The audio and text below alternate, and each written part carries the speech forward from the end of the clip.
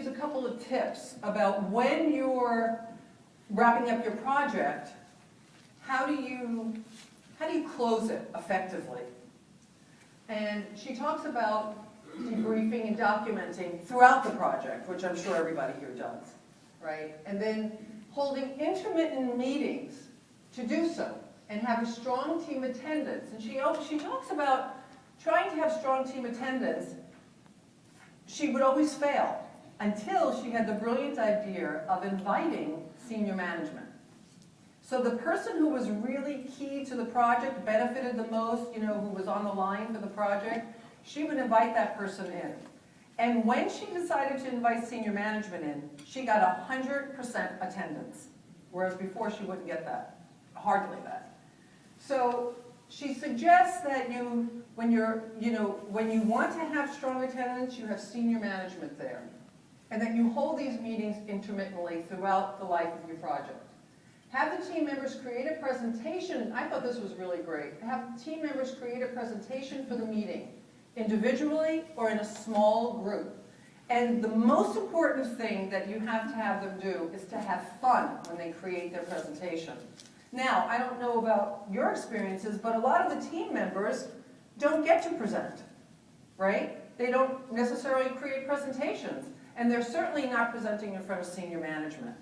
So now you're building your team's skills, you're getting them to work collaboratively, and you're learning from them, and you're gathering very important data, which is going to go into your documentation, that you're going to leave behind for that project, for the project library.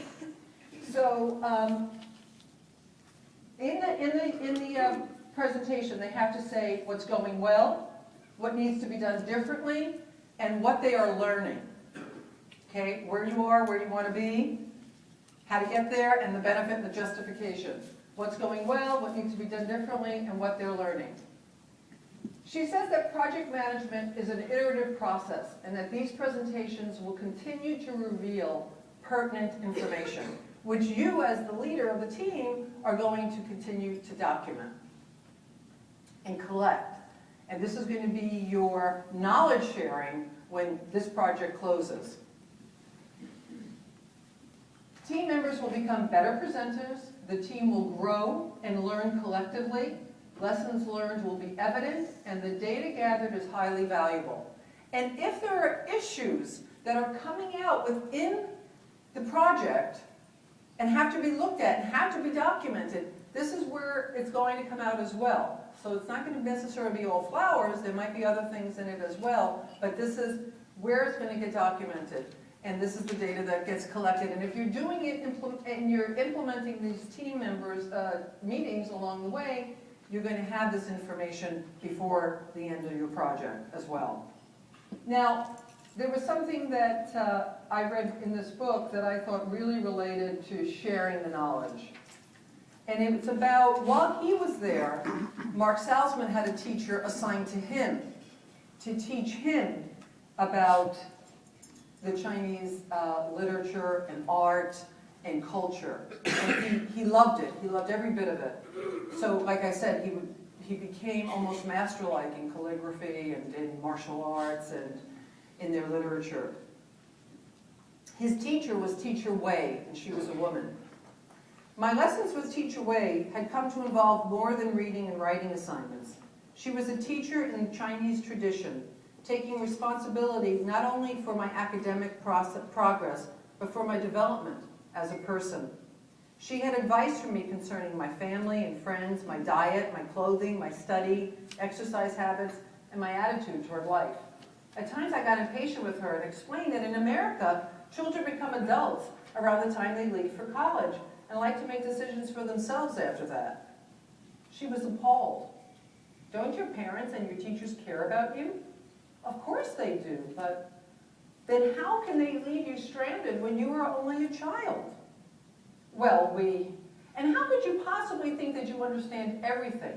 You are only 22 years old. You are so far away from home, and I am your teacher. If I don't care about you, won't you be lonely? She pointed out that the close relationship between teacher and student has existed in China since before the time of Confucius and should not be underestimated.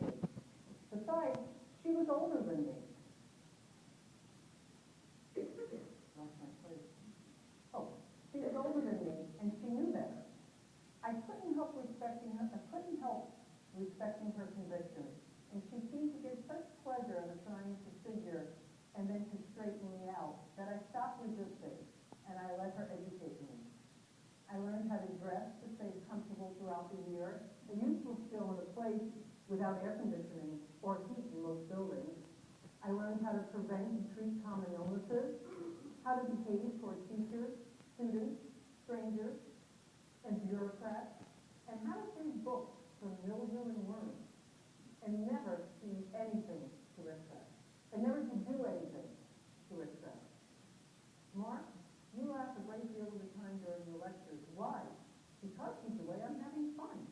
I see. Laugh less. It seems odd that a man laughs so hard at his own jokes.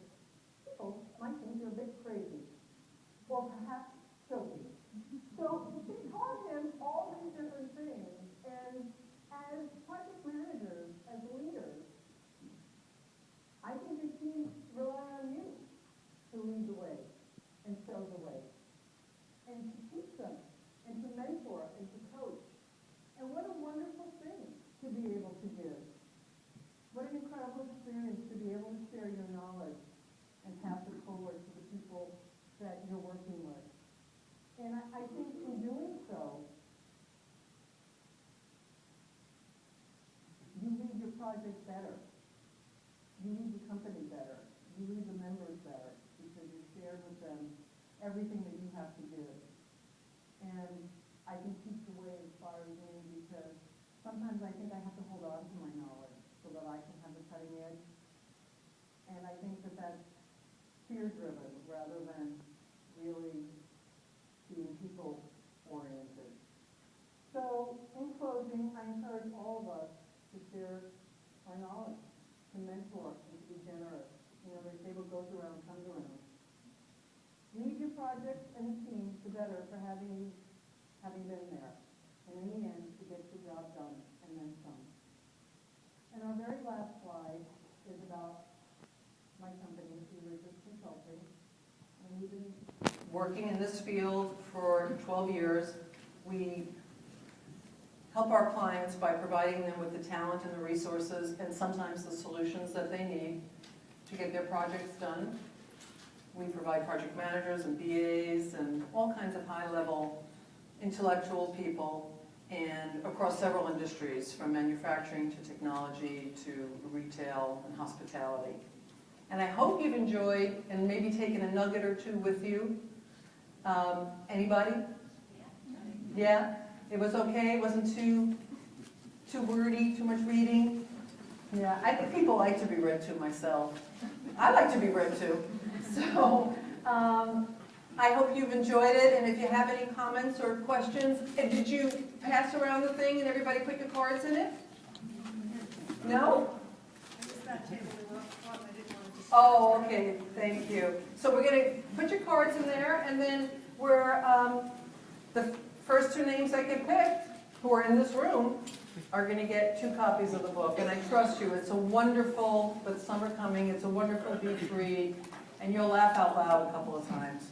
I think some of you even laughed out loud here. Tough crowd. So thank you very much. I apologize for invading your lunch space, but I enjoyed it.